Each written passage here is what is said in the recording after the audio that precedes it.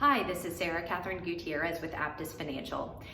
For many of you, we are the advisor on your plan. For some of you, we run a financial wellness program at your company.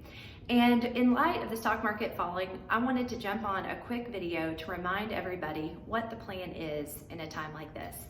As you know, when we do our enrollment education, we plan for this. We say, in fact, be prepared if this is your first time saving, that in the next 3 to 5 years, your money could actually be lower than what you started at. And so this is a function of the fact that we are going to have moments in the stock market, and they could be driven by fears like coronavirus, they could be driven by recession, the threat of a recession, where the market basically says, hey, we're not really sure what the companies in the stock market are worth right now, and we're going to adjust downward for bad news. And that is a reality of our market, and that is what is happening right now. Remember, when you invest your money and you want your money to grow 5, 6, 7%, whatever that is, we are getting paid to take on risk, okay? So we are actually paid by the stock market to weather storms just like this. Now, why weather it? Why not get out? Well, I can tell you from my experience that I started my career in 08, 09 during one of the largest stock market drops in recent history. And it's interesting when people look back on that time.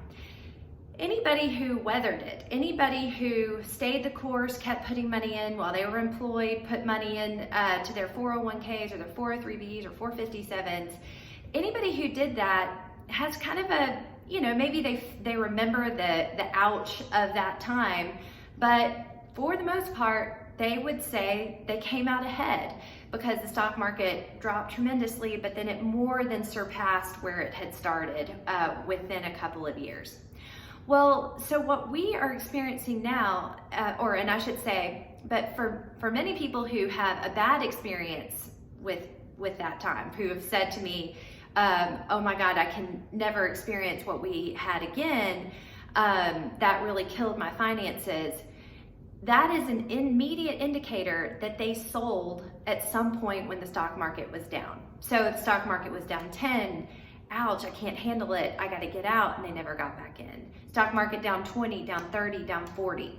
The point is that when people start monkeying with the timing of taking money out or putting money in, because we cannot know the length of time, the severity of the market falling or going up, we end up just getting it wrong. So for the most part, anybody who tried to monkey with it probably didn't have a great experience with that.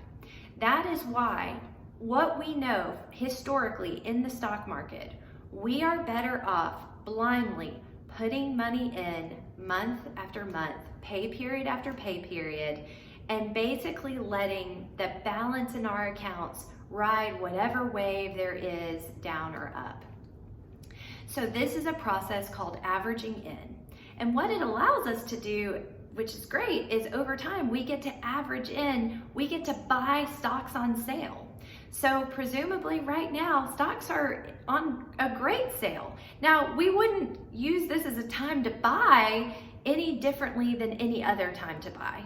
So what this means is if you're staying the course and you are averaging in, then you are getting to take that little bit of money from your paycheck, that same regular $500 a month contribution for your Roth IRA, and you get to put it into the market, only now you're buying it less than what you bought it a few weeks ago. Now, I spoke to someone this morning who, just because of bad timing, she had put in a large amount of savings into the market. And we talked about it. Is this a good time? Is this a bad idea? And I told her at that point, and we spoke this morning and reconfirmed, she was kind of giggling about it. But when she put that amount of money in and said, what if I put it all in and the stock market craters? Well, this is my rationale for it, and it's still the same thing. I would rather put money in, all of my money, and have it crater than to not put my money in, have the stock market crater, and then I don't know when to get in. I don't know what the low is. I'm playing all these mind games.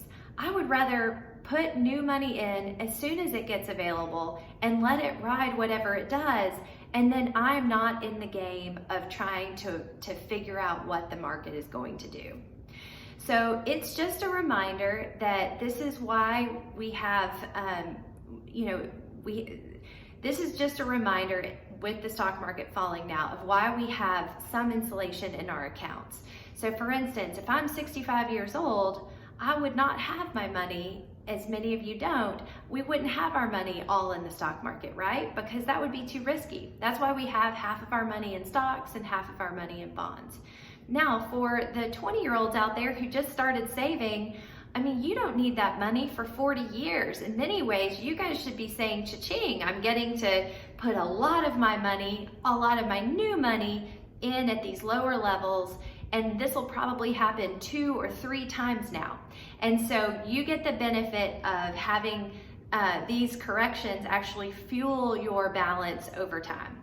So these are just a few thoughts, a few just kind of reminders of why, even as severe as it might have seemed this morning and the past week, we just have to stay the course. There's nothing to do. There's nothing different to do. Perhaps the only thing that can be done if you're not in a target date retirement fund, if you have your own portfolio that you've made, this could be a great time to potentially just rebalance your accounts, and you can just simply log into your account and choose that rebalance function. If you do anything at all, I highly recommend just not doing anything. Stay the course. Thanks, guys.